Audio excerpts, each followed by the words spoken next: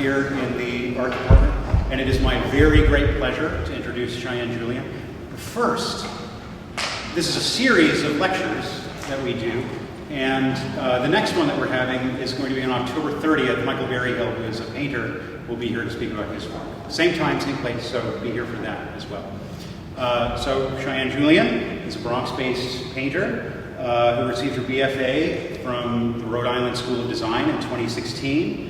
She's shown her work internationally at places like Smart Objects in Los Angeles, Loyal Gallery in Stockholm, Chapter here in New York. Her work has been reviewed in Art Forum, among other publications. She's been the recipient of several awards and residencies, including Provincetown Workshop Residency, a Dream Yard Award here in the Bronx. And so she's here to talk about her work. And help me welcome Cheyenne Julien.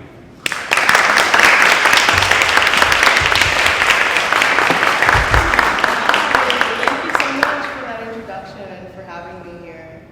I'm really don't read that. Okay. How do you present your view? Okay.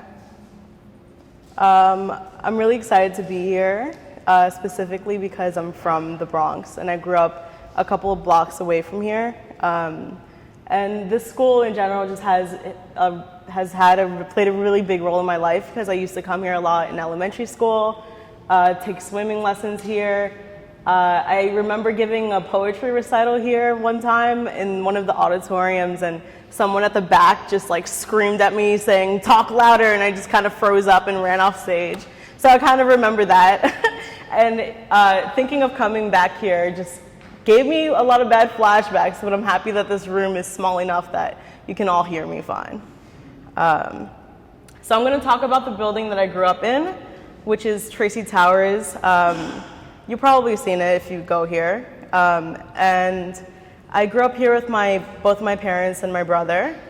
And from an early age, I knew I wanted to make art. And so for middle school, I went to this art middle school in the Bronx, where I was lucky enough to join this nonprofit arts program on Saturdays. And I feel like that kind of gave me the motivation to pursue a career in art later on in life. And now I'm on the board of that program, which feels really great because now I'm able to give back in that way. And then for high school, I went to another art school, but it was in Manhattan, and I took AP illustration courses. And then during this time, I wanted as much art as I could get. So I was taking classes after school at the MoMA, at Cooper Union, at SVA, at the Art Students League of New York. And I felt like all of this access to these kinds of programs was because I was in Manhattan, going to school in Manhattan at the time, and I felt really fortunate to be there. And also I just felt, oh, that's all good, you're good. I also feel like the support from my parents was this really big force in my work, and so I wanted to say thank you to them for that because I think it kind of would have been impossible without that kind of encouragement. So I'm gonna just talk about my influences growing up because I was taking all of these really academic, traditional classes, learning how to draw from life and paint still lives. But when I was going home, I was always watching cartoons and reading manga, which are Japanese comics. And yeah, so right here I have the PJs, which is one of my favorite shows. I have Family Guy, still from Betty Boop, Looney Tunes, Tex Avery. Yeah, I always really responded to these, the way that cartoons were able to capture this, or just convey a lot of emotions through a limited amount of information. So it's just all you need really is just two circles and a line to have all of these emotions. And manga in particular was really important to me because that's kind of where I began to fall in love with narrative. And I thought a lot about how you can get all of this information without any text. All you really need is these sequence of stills. And I also think that the graphic quality of them was important. So like a big part of my practice right now still is making these monochrome works, and you'll see, yeah. So, so when I got into the Rhode Island School of Design for undergrad, I fully thought that I was going to major in illustration because of my interest in cartoons. And I just thought that that was the only major that kind of aligned with this interest. So I have some images of, I did this in chronological order, kind of, so that you guys get a full sense of where my imagery stems from and just me as a person. So the next couple of things are a little bit embarrassing, but I made them in my freshman year, taking illustration classes. So this is just, we had really weird assignments where it would just be kind of like, make an animal in a space and make the animal bigger. And I felt like that was helpful with my understanding of spatial relationships, and it was great just to learn those technical things, but the assignments were super rigid, and I just remember the professor kind of telling students, you know, if you are good at making oil paintings, then you need to stick to oil painting and not really, he didn't really give us space to explore other mediums if you weren't good at them. So I remember him on the first day of class when I made this, he was kind of just like, okay, you're the watercolor girl in this class. And this is another assignment we had, and it was like to paint animals as humans. So I made chipmunks on a date. And then this is another one, I don't remember what the assignment was for this. And then this was the last project that, I don't know if you can see this that well, but it was the last project that I made in the illustration class I was taking, and I remember that the professor kind of yelled at me and hated it because I did digital work, and I had never really tried digital painting before, but it was something that made me feel uncomfortable and I wanted to try it, and then I did it. He gave me a D or something, and he was just like, why would you go and do something that you aren't already good at? And then I kind of decided that this is definitely not the major I want to be in, and I can't really be told what to do, and that I needed to go into the painting department. So then this is from my sophomore year of RISD when I entered painting. And I think that this was kind of like the beginning of me actually making work that started to talk about and interrogate race.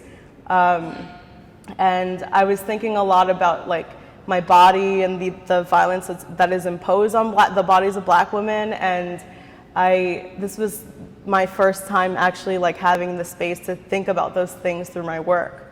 And also I wasn't really making self-portraiture yet, I don't think. So this is another one that I made in my sophomore through junior year, just another portrait. Yeah, it's another one. And then during this time I was also experimenting with collage, and this was one that I made about skin bleaching, and yeah, it was like weird. I definitely just did a bunch of different things. I did like sculpture, I did every kind of thing to try to figure out what I actually wanted to make. I made this one in Craig Taylor's class. I remember him actually, it's okay, let's edit that out, no, I'm just playing.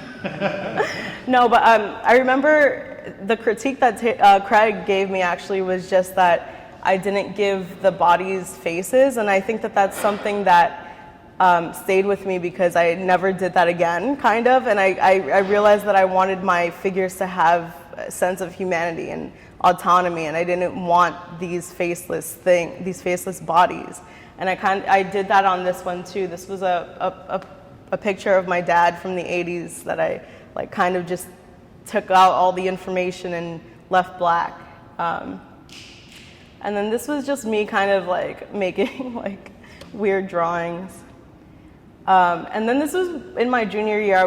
This was the first monoprints that I made, and I was trying to take these racist caricatures and use them in a way that felt like I was reclaiming them and maybe subverting something. And I like at the time, I felt like they fell short because I didn't think that they took enough of a position on like the history of it. I just kind of felt like it was, you know, it was just imagery that I didn't own and I didn't really want to. So I feel like this was kind of a pivotal moment in the work because it made me realize that I just was more interested. I wasn't really interested in like recycling this imagery or this history, and I wanted to make work from more of a personal place. So then these next few are from my senior year, and yeah, so I was thinking a lot about childhood and memories, and this one in particular, it's called Mama Never Failed Me, and it's about my 8th birthday. My mom bought all these decorations for me to have a birthday party, and I invited all of my friends from class, and on the day of my birthday, nobody showed up because all the parents felt like they didn't want their kids to come to my building for a birthday party. They thought it was too dangerous, they didn't want it to happen, so they didn't come. So I was just there with the cake, and I guess that this was just a moment where I felt like I could think about just the way that I was being perceived the way that my building was perceived, the way that I was being perceived by where I lived. So then this was another thing I made, and it's about my brother getting bullied into tying someone's shoe in the elevator.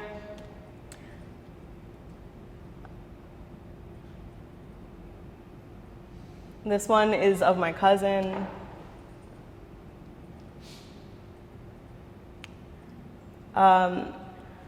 Yeah, so I guess all of these works, I just felt like I was just thinking about all of the stories that I was choosing to tell, and I started to realize that the thing that they all had in common was that there was this underlying sense of trauma in all of the work, and it was all related to the space that they took place in, or the place and the space.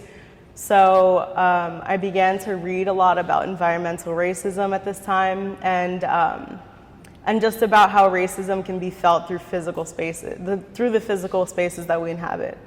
So this is a quote from an essay that I read at the time, and it really resonated with me, and it says, "Since landscapes are artifacts of past and present racisms, they embody generations of socio-spatial relations, what might be called sedimentations of racial inequality. Similarly, white privilege as a form of racism is spatially expressed. Indeed, it is partially contingent upon a particular set of spatial agreements." So basically what Laura Polito is saying is that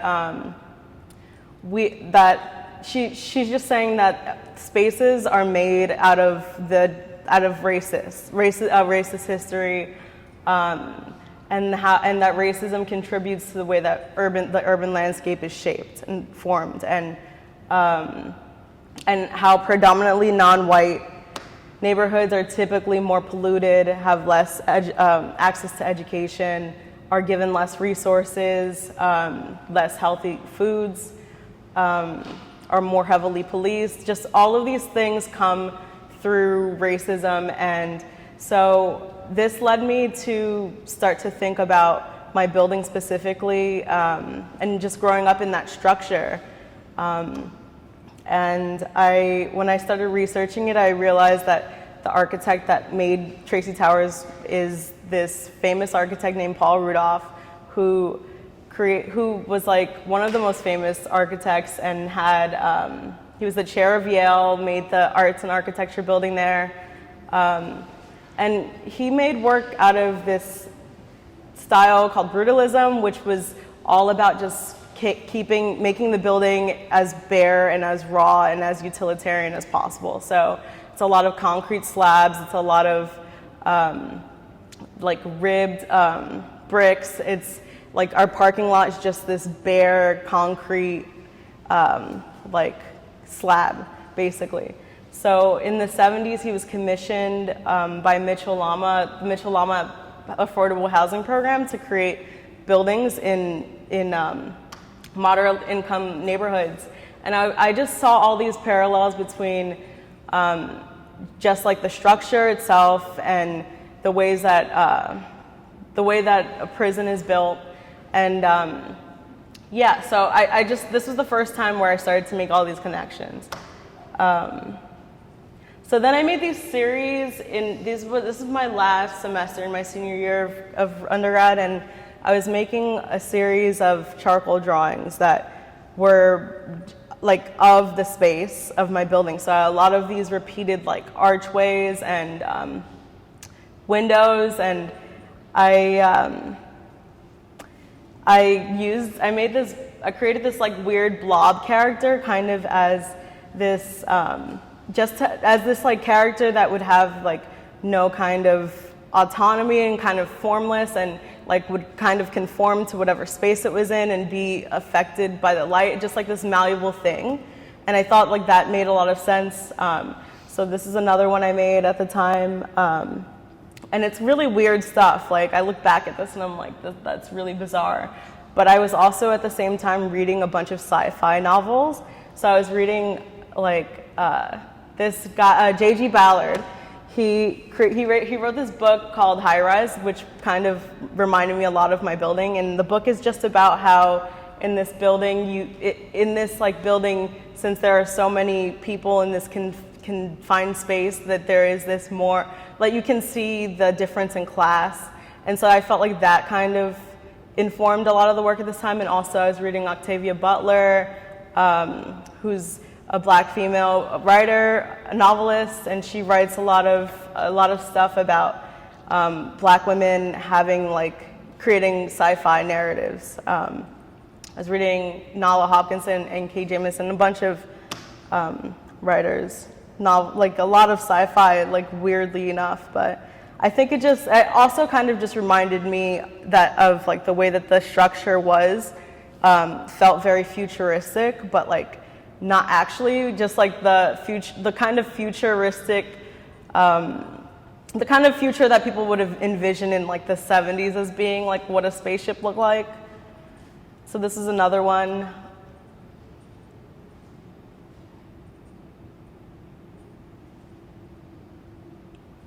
And this is kind of when this motif of me using these beams of light came into the work. And I started to think a lot about the way that artificial light could function as this form of safety when you're walking outside at night and it's like this street lamp, or it could potentially be this very like eerie presence of feeling like you're being surveilled. So I thought a lot about police floodlights that are stationed in front of project buildings. So a lot of my characters are kind of disoriented by the light, and yeah, it shows up in a lot of the work.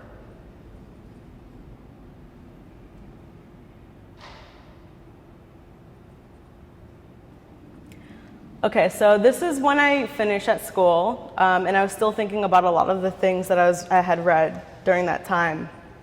And I went straight to this residency called Skowhegan, which is up in Maine.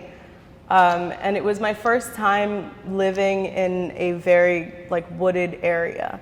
So for me, that felt like I just didn't feel this strong connection or relationship to like the natural world, as weird as that sounds. And I started to think about like why that is. And so this one is called Summer Camp. And yeah, I guess I just felt like, yeah, I mean, okay, wait, I want to actually mention too Catherine McKintrick, because she's someone who writes about this specifically, and I feel like I should have had a quote by her, but I couldn't find one online. And she wrote this book called Black Geographies and Politics of Place, and I think everybody should read that book. It's really great. But she kind of breaks down specifically how race and politics intersect, and how people are shaped by and also shape the environments that they're in. So I was making a lot of images of me with flowers. This is something else that kind of reoccurs in the work a lot, the bathroom, and I just kind of feel like that's a very intimate and vulnerable space.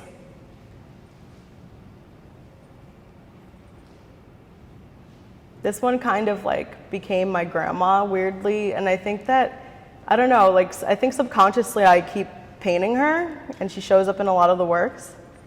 But then, okay, so let me shift to this. I started thinking a lot about just like reclaiming imagery or like reworking imagery. So this is a street artist, James de la Vega, and I would pass by this a lot as a child. So when I think about remaking a art historical image, this is kind of where my mind goes to, because it's like the first thing that I saw when I was growing up. I had a lot of family in Harlem. This is on 124th in Lexington. But I remember growing up thinking that Picasso actually painted this, because on the top it said Picasso. And so I was always like, whoa, it's kind of crazy that Picasso is like on the street. But yeah, so it was after Guernica. You can see a lot of things that he kept, that he took out. But I was just really interested in the way that by reinterpreting this thing, he was able to just kind of create this completely different narrative. So I thought about that a lot, and I became really interested in this painting by Mantegna, and just like the way that the body is and how anatomically incorrect it actually is, but the composition actually allows the viewer to feel like you're right at his like bedside. And I thought that was really important. So I made this painting of my dad. It's called Backache, and he always has a sore back. So I kind of like, I replaced it with my mom trying to give him ice for his back. Yeah, so I think a lot about recreating these moments in our art history. So this is another piece that I worked from, and again, like I was interested in this composition and in the way that Caravaggio left this open spot at the table so that the viewer could feel like they were a part of this moment. So that felt very significant to me, and wow, all these Jesus references. Yeah, so this is the piece that I made after that. I don't know if you can see it that well, but I try to leave that open spot, but where the open spot is, I put this beam of light. And this is actually one of the first, I don't know if you can see very well, maybe you can, but one of the first paintings that I made that actually referenced the outside on the interior. So on the top left corner, there's this landscape. And I was really interested in this play of interior, exterior spaces, and referencing this like kind of idyllic landscape. So I guess I just liked the idea that it could be either a window or a painting. It was kind of ambiguous, and I like that. This is a family cookout. And I kind of remade a new version of this recently that I think you guys will see later on. Let's see. Yeah, so more of me experiencing nature. Me and my dog. My dog shows up in a lot of my work. This one is supposed to be like me being on the train past 125th Street. So just feeling this discomfort, feeling claustrophobic. So these are a couple of charcoal drawings that I made.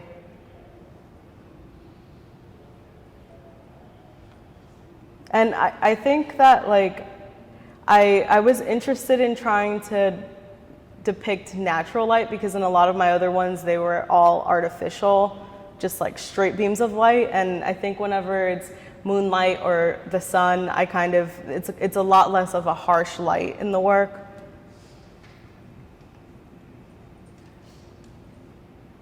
I'm painting myself in the corner.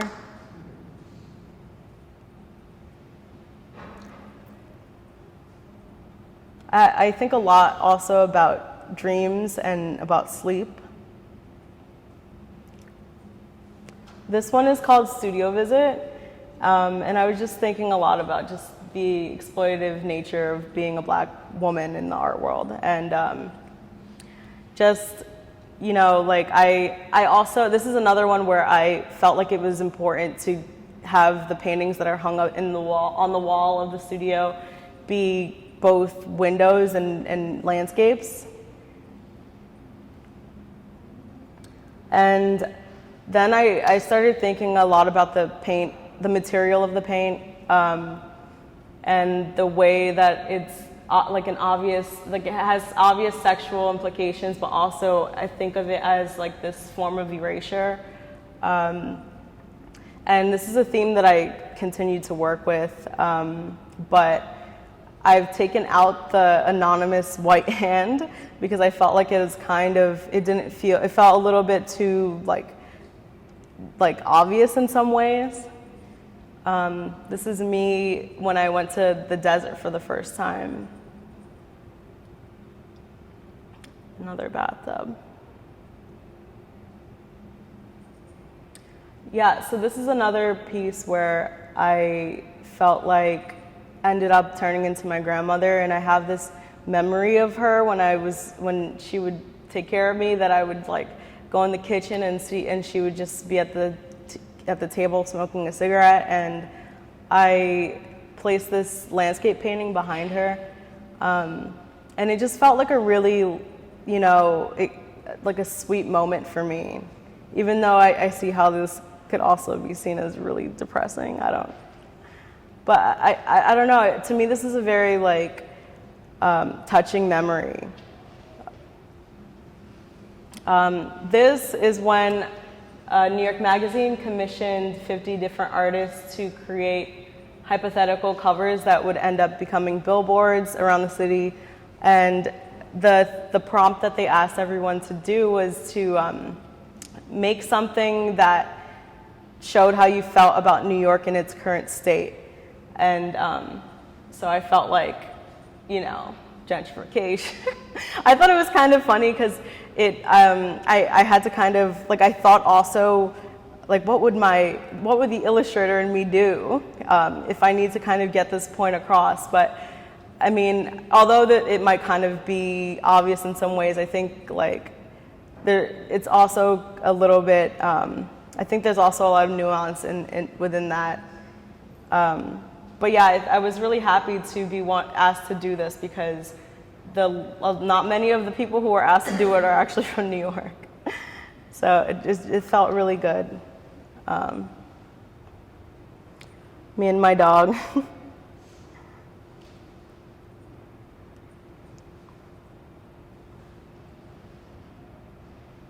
Yeah, so these next few are of graphite drawings, and I hadn't really used graphite since like maybe undergrad. I don't know, I hadn't used graphite in a long time, so it was nice to kind of relearn how to use the material, and I used it in a really like very rendered way, and I think I was just interested in trying to figure out how to like create this, well, how to create transparency within the image, which seems easy, but I don't know, it took me a very long time. And this one, I was thinking a lot about just like my relationship to food. And I also was interested in creating this double portrait, and I liked the way that the shadows from the window frame followed the contour of the body. Again, me and my dog. But this is kind of like the reality of my life because I'm in studio all the time by myself with my dog.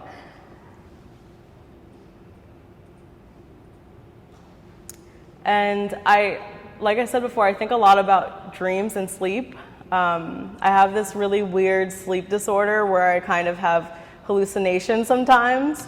It's called hypnopompic hallucinations. And so it's kind of like you're projecting your dreams into the real space.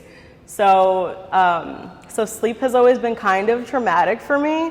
And so I guess these were just kind of some of the figures that I feel like were around at some time. I actually feel like I should paint more of these like weird hallucination things. So this is the second version of I showed the other one, it was the nighttime version of this. This one is called Day Session, the other one was called Night Session.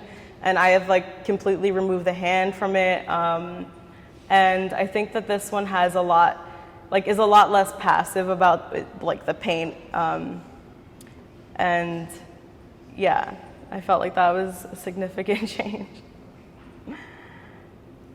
And so this, again, me looking at an artist, this is Kathy Colliwoods. I love her etchings. This is called Unemployment, and she was a German artist, focused a lot on people who were working class and in poverty, and I felt like she has this touch about the way that she makes things that just feels so human, and I really wanted to try to translate that over into one of my paintings, so I kind of used that as an inspiration to create this portrait of me and my dog. Yeah.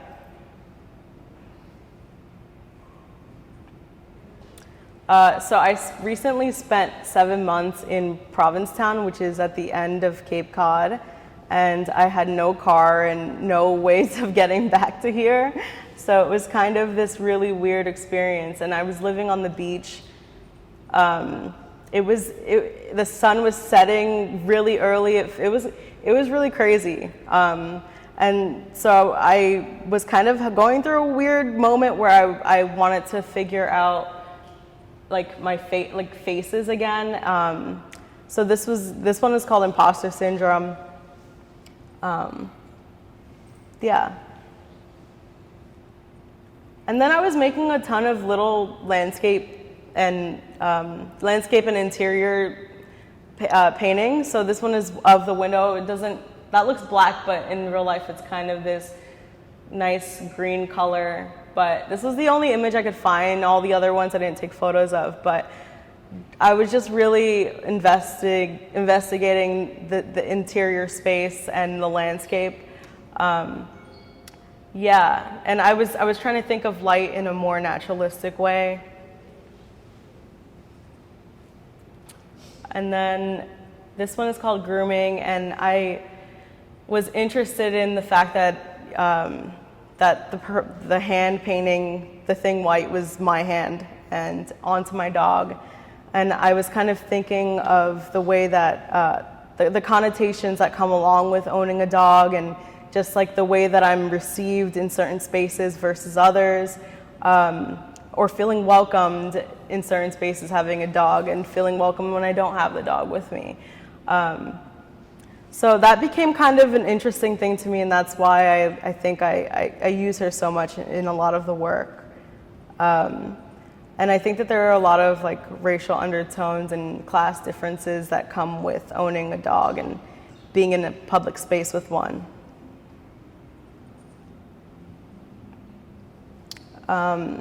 This one is called The Impersonator. I was thinking a lot of just kind of having this background that was minimal, and just really trying to figure out the relationship of color and how that would affect the figure, and maybe just trying to use the color as this source of light instead of like obviously using like white to represent light. And then this one, again, this is of me in the shower, and instead of there being a light source, the light source is the water coming from the shower head. And I also really wanted to play with transparency. And also, I also realized recently that working in monochrome for me feels like really right. And I just enjoy it a lot more. I think it's easier, or maybe just that's like the like person in me that just really responded to black and white cartoons, and graphic things that are graphic in nature. This one's called The Joy of Painting, and this one I made like at a time where I felt like everything was feeling a little bit fast, and I felt this constant pressure to produce work, and I was just thinking like, okay, I'm just pulling, am I just gonna pull this out of my ass kind of, or just, and it felt, and again, like the theme of the white paint came up again in this. And then this one is me gessoing a canvas, and yeah, like the white paint this is the only one that I have of the paint actually being used to do what it's supposed to do.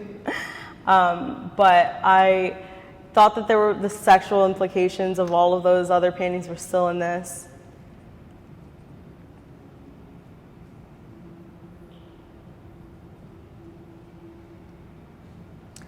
Yeah, so this one's titled Plein Air, which is a French word that means painting outdoors.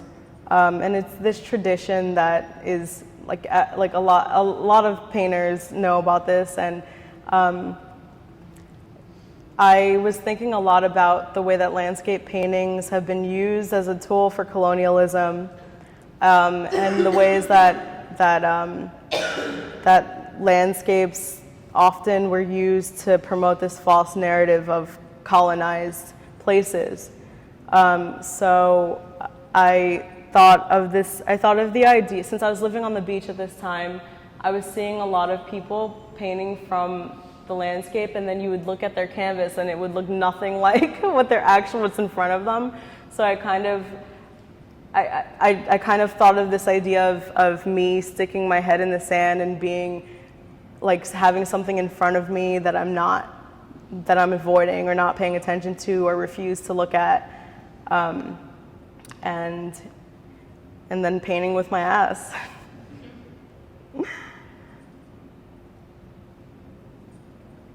So these are my last few ones, and these are my most recent paintings. And this one is called Surrounded by Light, and again, I'm trying to revisit the idea of trying to make the light feel like it's just, have the light be just this one flat color. And I painted this from a mirror, which is I know it might not look like it, but I create a lot of these images from my head, most of them actually, if not all of them. So working from life was really nice for me. It felt good to actually see the way that light was hitting my face, instead of inventing it. And then this one is I kind of reworked the past bathtub painting, where it was two figures inside of the bathtub, and then this time I had one of the figures out of the bathtub. And I thought that this image could be seen as very sweet, but also it could be seen as like very eerie, and I kind of liked playing with that dynamic. Yeah, so now I'm trying to, I think like the paintings have become a little bit more tight. And then this is the last painting. That was really fast. This one is up right now in Chelsea at Mitchell, Innes and Nash, if you guys can catch that show. But this one is like reworking that Cookout painting that I made a couple years ago. And instead, the figures having the cookout are having fun. They're in the background playing, there's someone reading. And then there's me on in the interior space, like contemplating things.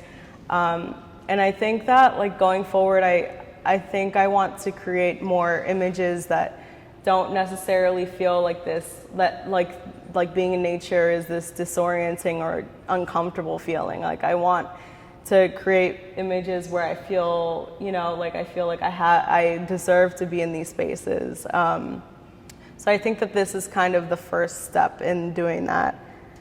Yeah, so that's it, you guys. Thank you.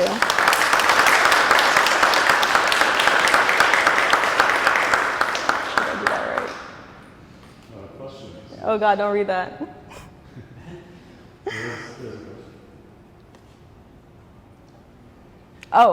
Okay. Wait, yeah.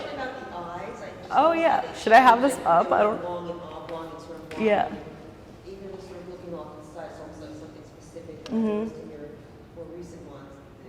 Said, did anything else? Yeah. Yeah, I think I just kind of, it was kind of my response to feeling like everything was maybe being talked about as just this like cartoony figuration, and maybe that I think I kind of wanted to step away from that a little bit, even though I fully embrace all of the influences that cartoon makes in the work. I think just I felt like there are other features in the face or in body language or even in the space that I'm creating that could convey these intense feelings instead of just the eyes. So yeah, I don't know if I'll like keep making the eyes more like tiny and spread out apart, but I think that's just where I am right now. Thank you. Yeah. My question is more about yourself, not about directly about your art, but being that you're very influenced about your community and where you came from, being that you're from here in Bronx. Did you ever think that you were going to be able to become an artist or represent all around the world your art pieces? No, definitely not. But I think that the reason I had the courage to even try to pursue that was because my parents, who are in this audience, so thank you. Sorry to put you on the spot. No, but I also was taking a bunch of art classes outside of school, so I was fortunate enough to have access to these programs that kind of helped me get into these things. And I think it's pretty impossible if you don't have access to these things, which is why I'm really happy that I work at a nonprofit in the Bronx right now, because yeah, there's kind of no way. But no, to answer your question, I did not think that I would be like doing this or giving this talk at all. And that's the reason I asked, because a lot of our children don't have access to it. Yeah, absolutely. I think it's so important that, you know, that we have programs for children. And luckily there's a few more now. When I was younger, there weren't really any, and the middle school that I went to in the Bronx was the only arts middle school, and now there's a few that have popped up since then. But yeah, that's really important, really important. Hi, how are you? I was curious if you could talk a little bit more about, you were talking at the end about how you want to approach the idea of feeling like you do belong in like nature, or I just was wondering how your thoughts about that have changed as you become more successful. And I imagine you're in spaces where maybe you don't feel comfortable, or maybe spaces that you didn't think you would be in, and kind of how your relationship to those has changed with your level of success. It's a good question. I think I still feel uncomfortable generally in like all spaces that are predominantly white. And as I've become more successful, like unfortunately I have to be in those spaces more often. And I mean, that's a part of the reason of why I care about kind of creating this narrative that feels more like speculative, or maybe just more hopeful of these things feeling more natural to me or to people of color.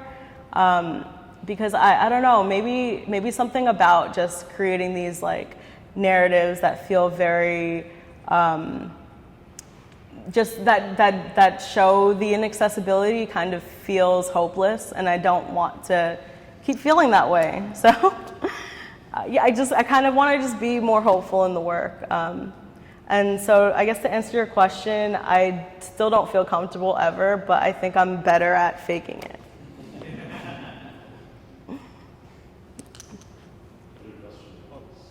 Oh yeah. What was it like living on the beach? Oh my God, that was crazy. It was cool. It felt like, it was really weird actually. So I was there during the winter, so the storms were crazy. Not having access to a car was hard, so you had to walk really far to get to the grocery store in the winter, and then there's like the rain from the, and like it was just crazy. It was insane. But in terms of like making the work, it was really hard for me because it was so isolated, and my work is so much about where I am and my proximity to people and the narratives of my family. So it just felt it felt hard to make work there, and I had to do a lot of like interrogating myself in that space. So I think that's why a lot of the work ended up becoming these landscapes and me and my dog and figuring out what that even meant. So it ended up turning out to be a really good experience for the work, I think, and for me as a person, for my growth. Yeah. Thanks.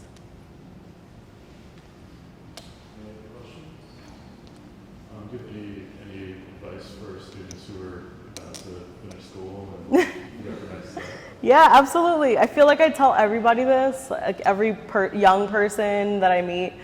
I'm saying that like I'm old, but no, I just think being prolific is probably the most important thing that you can do right now, because I tried to show an example through, showing all the work I made in college, and I just think it's really important to experiment and to try to get a sense of what you actually think, because I think it's very easy to go into school, be in your critiques, and be influenced by other people and not really have your own way of thinking. Or, yeah, you just got to kind of figure out what it is that you actually want to make. And I think that doesn't come through.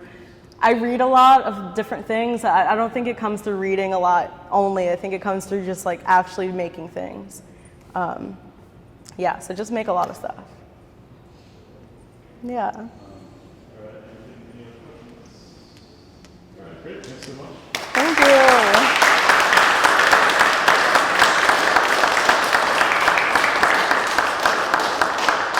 Thank you.